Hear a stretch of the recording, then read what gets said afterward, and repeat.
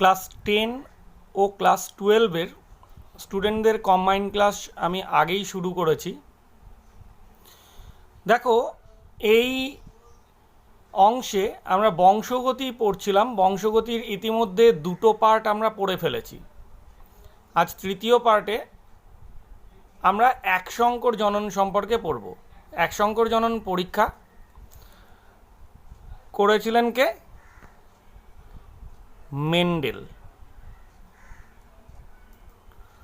উনি 7 জোড়া বিপরীত বৈশিষ্ট্যের ওপরে করেছিলেন পরীক্ষাটা মটর গাছে। বৈশিষ্ট্যের দ্বারা পরীক্ষা মটর গাছে। দেখো, মেন্ডেল এই একশঙ্কর জননের পরীক্ষাটা করেছিলেন 7 জোড়া বিপরীত বৈশিষ্ট্যের ওপরে। তো 7 জোড়া বিপরীত বৈশিষ্ট্যের ওপরে উনি পরীক্ষা করে যে ফলাফলগুলো পেয়েছিলেন সেগুলো উনি নথিবদ্ধ করে রেখেছিলেন পুরোপুরি। ওনার নথিবদ্ধ করে রাখা সেই তথ্যগুলো পরবর্তীকালে পাওয়া যায়। উনি যে চার্চে এই পরীক্ষাটা করেছিলেন সেখানে সেগুলো পাওয়া যায়। তার ভিত্তিতে পরবর্তীকালে ওনাকে সুপ্রজনন বিদ্যার জনক হিসেবে আখ্যা দেওয়া হয়। এটা তোমরা আগেই জানো। দেখো, এখানে মেন্ডেলের করা পরীক্ষার একটা পরীক্ষা এখানে কিভাবে করেছিলেন সে সম্পর্কে একটু আলোচনা করা হবে। উনি 7 জোড়া বৈশিষ্ট্যের উপর আলাদা আলাদাভাবে পরীক্ষাগুলো করেছিলেন, তার ফলাফল সম্পর্কেও আমি জানাবো। তার আগে একটু এই বিষয়টা বলে নেওয়া যাক। মেন্ডেল যে বৈশিষ্ট্যের উপরে পরীক্ষা করেছিলেন প্রথম, সেটা হচ্ছে লম্বা মটর গাছ ও বেঁটে মটর গাছ।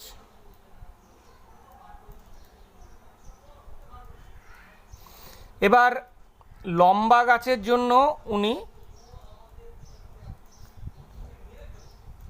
একটি চিহ্ন ব্যবহার করেন, বেঁটে গাছের জন্য সেই চিহ্নটিরই ছোট রূপটি ব্যবহার করেন। তবে আমি এখানে টি ব্যবহার করেছি, তার মানে এই না যে টি ব্যবহার করতেই হবে এরকম কোনো বাধ্যতামূলক কিন্তু বংশগতিতে কোনো নিয়ম নেই। তোমাদের জেনে রাখা দরকার আমি টি ব্যবহার করেছি, আমি টি না ব্যবহার করে এখানে এও ব্যবহার করতে পারতাম। এবার এই দুটো উদ্ভিদই ছিল বিশুদ্ধ, দুটোই বিশুদ্ধ উদ্ভিদ। এটাও বিশুদ্ধ, এটাও বিশুদ্ধ। প্রথমে বিশুদ্ধ লম্বা মটর গাছ, অর্থাৎ বিশুদ্ধ লম্বা মটর ক্যাপিটাল টি এর জিনোটাইপ, আর বিশুদ্ধ বেঁটে মটর গাছ স্মল টি। এবার পি জনুতে সংকরায়ন ঘটানো হলো। Capital T small tea. এখানে যে গ্যামেট পাওয়া গেল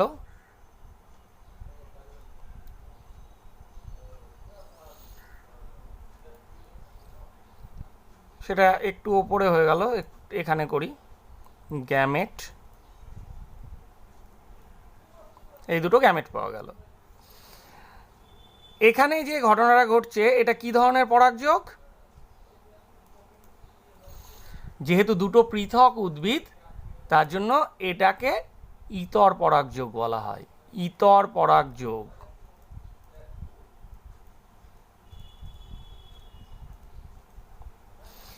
কিন্তু এখানে যে উদ্ভিদটা পেলাম, অর্থাৎ এটা হচ্ছে F1 জনু।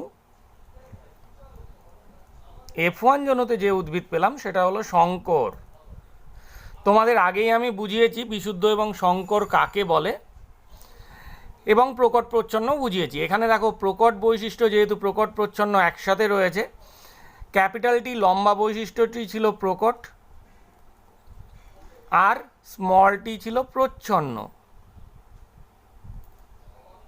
অর্থাৎ এখানে ক্যাপিটাল টি প্রকাশিত হবে, অর্থাৎ শঙ্কর লম্বা উদ্ভিদ। এখানে উৎপন্ন হওয়া 100% উদ্ভিদই হবে শঙ্কর লম্বা। এবার এখান থেকে যদি আমরা দেখি F1-এ এবার শঙ্করায়ন ঘটানো হবে। এখানকার গ্যামেটগুলো আরেকবার দেখে নেওয়া যাক। Capital T, small tea. তোমাদের বলে দেওয়া দরকার একটা কথা, তোমরা জানো আগে থেকে হয়তো উচ্চ মাধ্যমিকের স্টুডেন্টরা, যে গ্যামেটকে সবসময় গোল করে প্রকাশ করতে হয়। গ্যামেটকে গোল করে প্রকাশ না করলে এটাকে কখনো কখনো ভুল ধরা হয়, তার জন্য এই বিষয়ে তোমরা সতর্ক থাকবে। এবার দেখো এখানে যেহেতু দুটোই শঙ্কর লম্বা উদ্ভিদ, অতএব দুটো উদ্ভিদ না নিয়ে একটি উদ্ভিদেই স্বপরাগযোগের ঘটনা ঘটানো হবে। তাহলে এখান থেকে সরাসরি বানিয়ে নেওয়া হবে কি চেকার বোর্ড। ঠিক F2 জেনারেশনে যে উদ্ভিদগুলি উৎপন্ন হবে তাদের জন্য চেকার বোর্ড তৈরি করে নেওয়া হবে।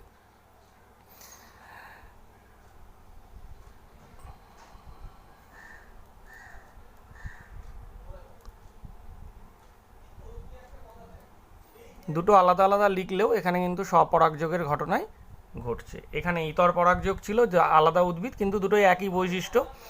আলাদা উদ্ভিদ না নিয়ে একই উদ্ভিদের মধ্যে স্বপরাগযোগের ঘটনা ঘটানো হয়েছে।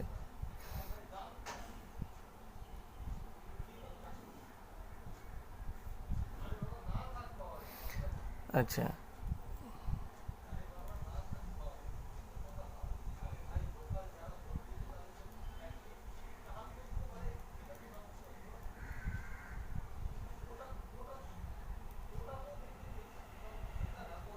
এখানে নেওয়া হলো ক্যাপিটাল টি, এখানে আসবে ক্যাপিটাল টি স্মল টি, তারপরে আসবে ক্যাপিটাল টি স্মল টি। ঠিক এইভাবে এভাবে গুণ, এটার সঙ্গে এটা, এখান থেকে এটা এইদিকে এবং এদিকে এদিক, তার মানে স্মল টি। এখানে দেখতে পাচ্ছি যা জিনোটাইপ তা হলো বিশুদ্ধ লম্বা, শঙ্কর লম্বা, আমি সংক্ষিপ্ত লিখলাম শঙ্কর লম্বা, আর হলো বিশুদ্ধ বেটে। এটাকে F2 জনু চেকার বোর্ড বলে। এই ধরনের গঠনটাকে চেকার বোর্ড বলা হয়। এবার এর উপর ভিত্তি করে দুটো অনুপাত দেওয়া হয়। একটা হলো জেনোটাইপ অনুপাত,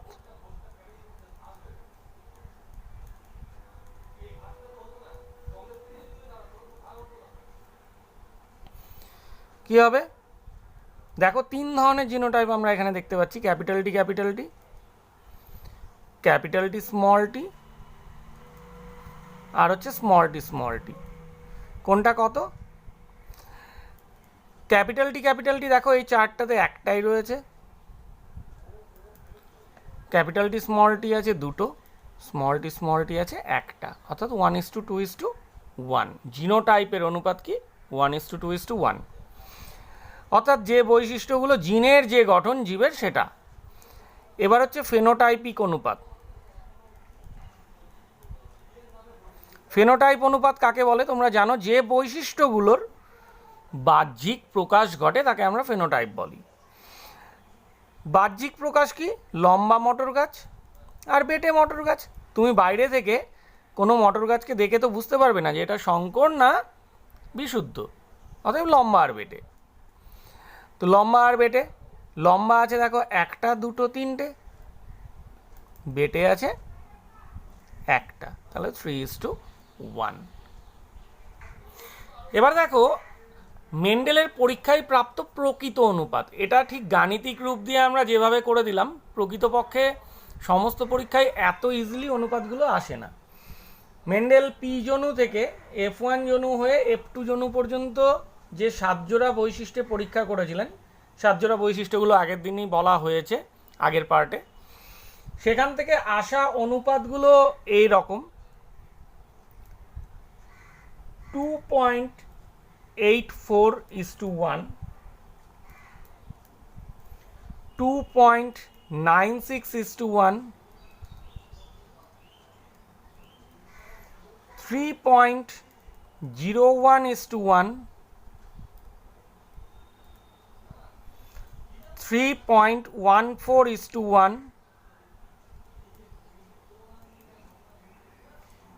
3.15:1,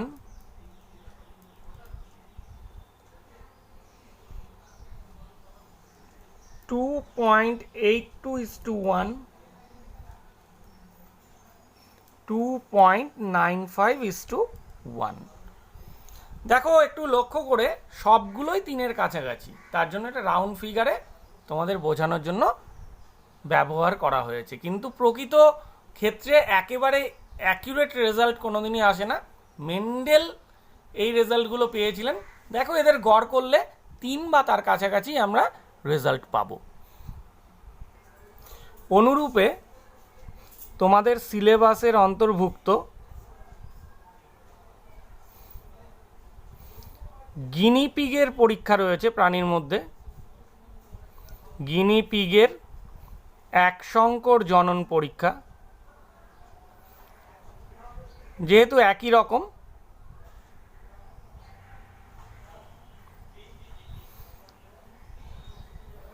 সেটা তোমাদের বই থেকে পড়ে নিতে হবে। আমি শুধু সেটা চেকার বোর্ডটা একটু লিখে দেখিয়ে দিচ্ছি তোমাদের সুবিধার্থে। দেখো এখানে গিনিপিগের পরীক্ষাতে বিশুদ্ধ কালো ক্যাপিটাল বি, বিশুদ্ধ সাদা স্মল বি, দুটো বৈশিষ্ট্য নেওয়া হয়েছে গিনিপিগের। পুরুষ, এটা হচ্ছে পুরুষের চিহ্ন, স্ত্রীর চিহ্ন। গ্যামেট আমি খুব সংক্ষিপ্ত দেখাচ্ছি যেহেতু আগেই দেখিয়ে দিয়েছি। ক্যাপিটাল বি, স্মল বি, এদের মধ্যে সংকরায়নের ঘটনা ঘটলো F1-এ, এটা ছিল পি, এটা হচ্ছে F1। এখানে ক্যাপিটাল বি, স্মল বি, এটা হচ্ছে সংকর বৈশিষ্ট্যযুক্ত আগের মতো এবং কালো হবে, যেহেতু প্রকটকে, এটা প্রকট, দ্বিতীয়টা প্রচ্ছন্ন। সংকর কালো তাহলে 100%। এখানে সেই মেন্ডেলের পরীক্ষার মতোই হচ্ছে সম্পূর্ণটা। এবার F1 সংকরায়ন ক্যাপিটাল বি, স্মল বি, এখান থেকে দু রকম গ্যামেট।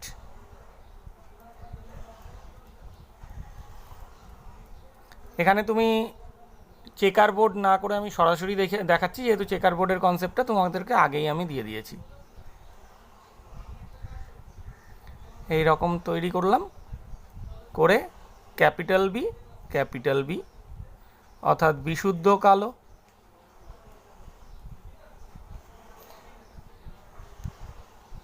তারপরে দেখো ক্যাপিটাল বি, স্মল বি, এটাও ক্যাপিটাল বি, স্মল বি, এই দুটো হলো সংকর কালো।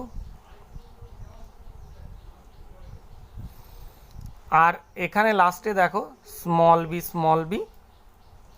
বিশুদ্ধ সাদা।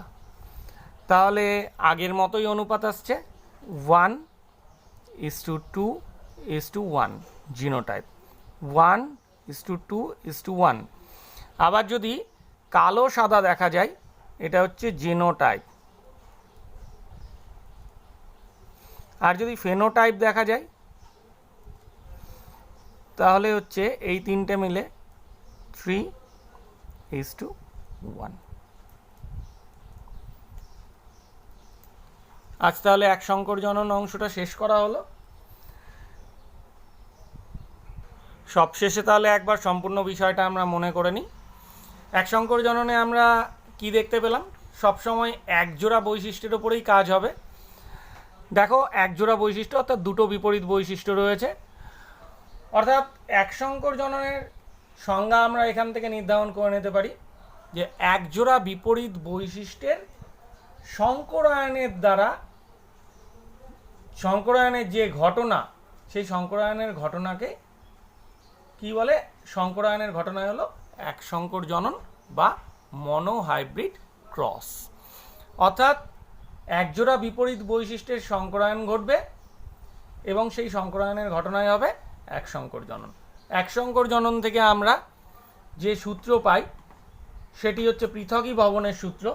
সেই পৃথকীভবনের সূত্র আমি সব শেষে দ্বিসংকর জনন আলোচনার পরে সম্পূর্ণরূপে আলোচনা করব।